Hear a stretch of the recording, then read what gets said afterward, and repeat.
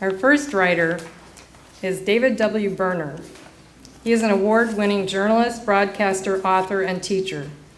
His broadcast reporting and audio documentaries have aired on the CBS radio network, NPR's Weekend Edition, and public radio stations across America.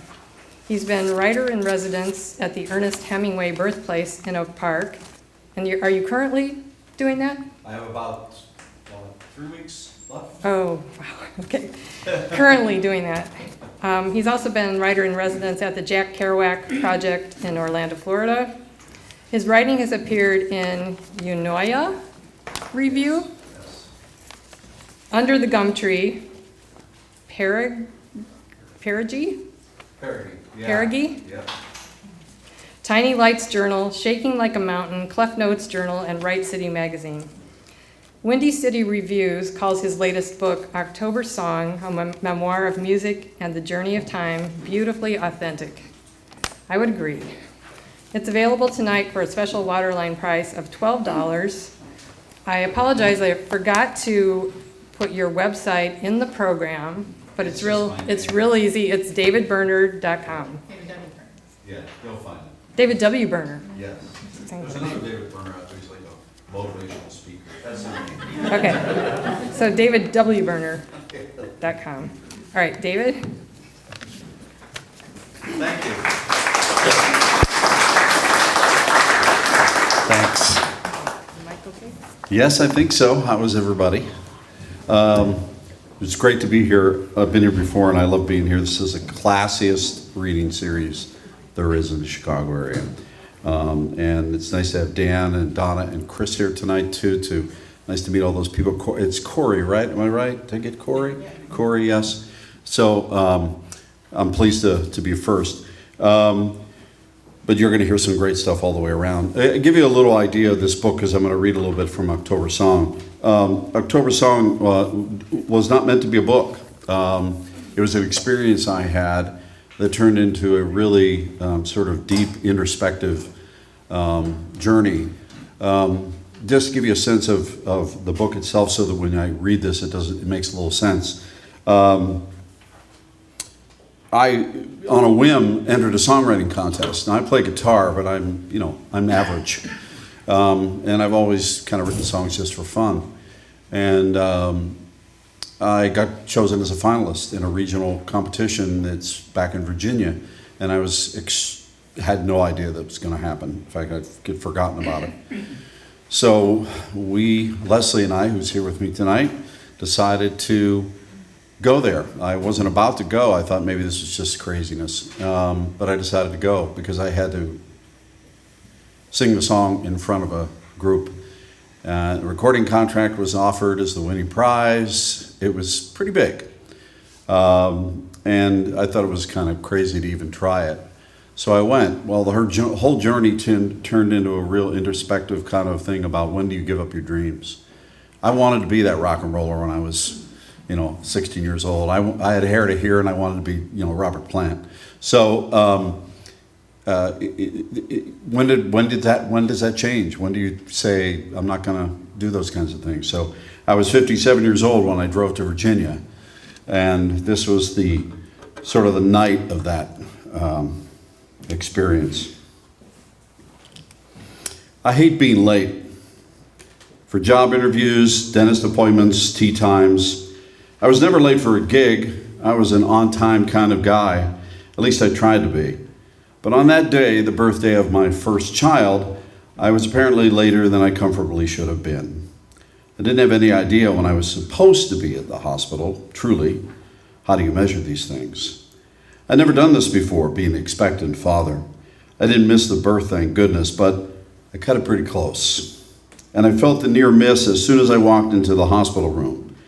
And now on an unknown narrow road, in the fading light of a fall evening in the Virginia hills, the awful feeling of cutting it close for my son's entrance into the world was on my mind. Because I believed I might be about to miss another important moment. Not one equivalent to my son's birth, of course, nowhere close, but still, the anxiety of the moment was just as palpable. "Excuse me," I said, attempting to interrupt a conversation between the clerk an older Asian man standing behind the cluttered counter of the convenience store, and a young couple, a man and a woman, who appeared to be aimlessly searching for the wine aisle. I heard one of them say something about Pinot. All three quickly turned in my direction as if I had just screamed, "Boo." "Do you know how to get to Lovington, Virginia?" I asked urgently. What happened next was like something from a Marx Brothers movie, a Three Stooges short. Simultaneously, the clerk pointed in one direction, and the couple as a unit pointed exactly in the opposite direction.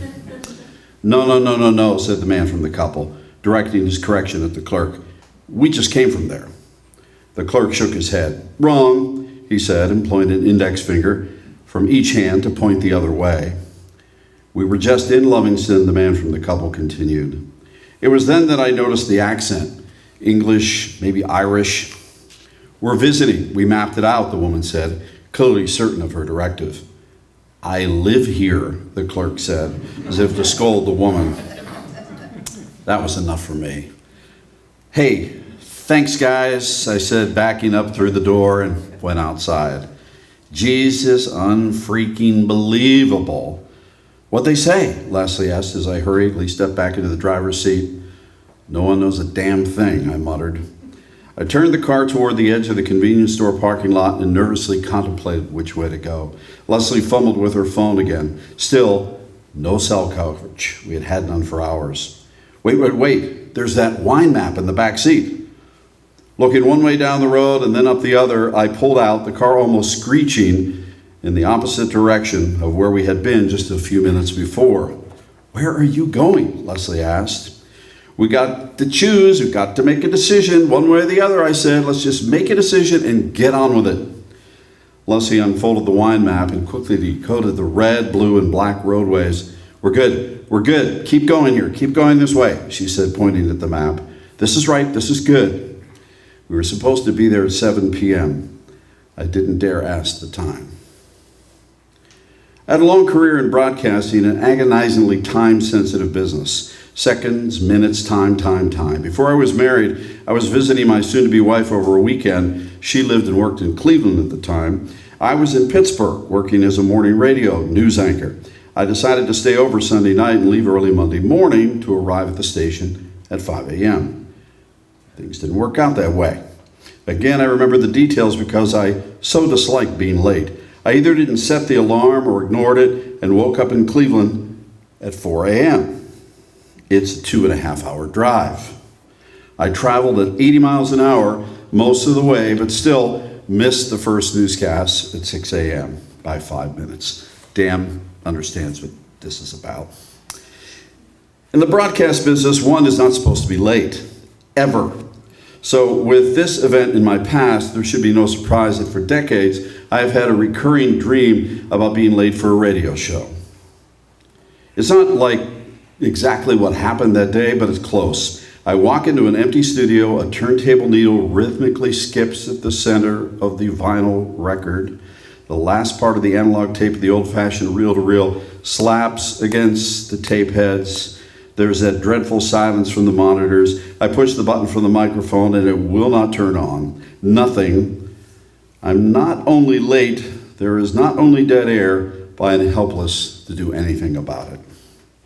In the big scheme of things, being late for a songwriting competition is not crucial to one's overall life. Being late for the last helicopter out of Saigon in 1975, or the final spaceship back to the galaxy, that's crucial. There's nothing life-threatening or dangerous in being a few minutes late for a gig, even though this gig meant a lot to me. However, there was a time many years ago when I thought I wanted to live a riskier life, one in which the element of time or timing would be critical. For a few years, early in my broadcast career while working as a news director at a Pittsburgh radio station, I considered what it would be like to be a foreign correspondent, a war reporter. Not that I had any offers. Still, I was captivated. I read Graham Greene's The Quiet American, accounts of Hemingway's time in Spain. I listened to old broadcasts of Edward R. Murrow on the rooftops in London. It seemed also glamorous and daring. It wasn't, of course. War and foreign correspondents I met later in life would set me straight on that. But they admitted adrenaline and idealism had fueled them. And that reminded me that timing was everything. Being at the right place at the right moment, choosing the right conflict at the right time in history, and making those critical choices at the right period in your life. It's a young person's job. Old men don't cover wars. When you're young, you believe you are immortal, invincible. Deep down, you are convinced you will live forever. Case in point, a friend, a broadcast colleague, once asked me to go with him to Spain to run with the Bulls. Something I had romanticized about. I was a Hemingway fan. It was my 40th birthday on this earth, and between young and old. And as a birthday gift, my then wife, who certainly knew my passions, had considered sending me to Pamplona or a long week in Scotland to play golf with my father. It was my choice. My buddy got on a plane to Spain. I got on a plane to Glasgow. I cherished my time in Scotland with my father, and I would never give it back. But I admit, I still long for the Bulls.